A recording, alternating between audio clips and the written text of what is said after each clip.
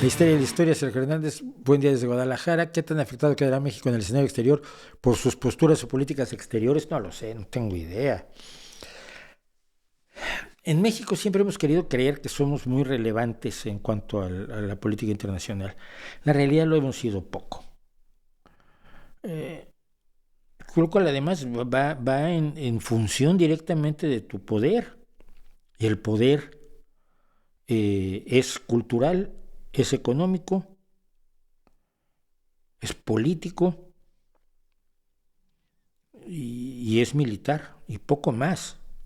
Entonces los países como México, que tienen poca potencia económica, poca potencia social, poca potencia cultural y poca potencia militar, pues no tienen demasiado que hacer en el concurso internacional, sino tratar de ubicarse.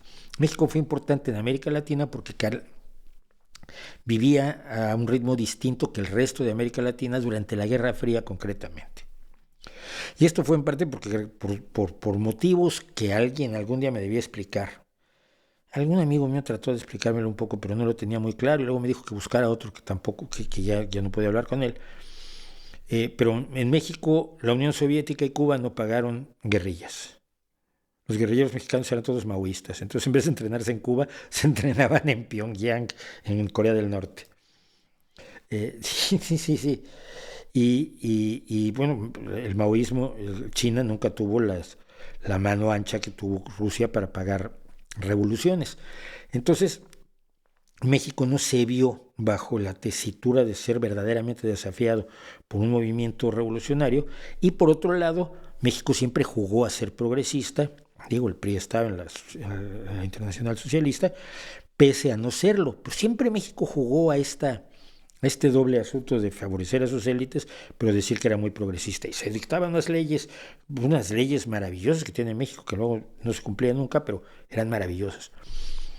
Y entonces México pudo jugar en un espacio distinto del resto de América Latina, y luego nos dedicamos a recibir a los perseguidos chilenos, a los perseguidos uruguayos, a los perseguidos argentinos, a los perseguidos panameños, a los perseguidos brasileños, a los perseguidos peruanos, y no me acuerdo qué otro. Seguro que hay guatemaltecos. Mi gran amigo otro Raúl González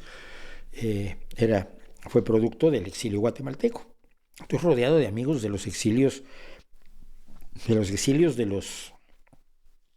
los golpes de Estado de América Latina, y de todos ellos, además, creo que solo 3 o 4 habían estado activos en una guerrilla, los otros eran simplemente gente de izquierda, y eso ya no se valía. Entonces México, con esa actitud también ante los refugiados, ante los exiliados, pues tuvo una cierta entidad en América Latina, pero nada más en América Latina, creo yo, nada más en América Latina. Lo cual, por otro lado, ¿para qué quiere ser poderoso? Es un engorro.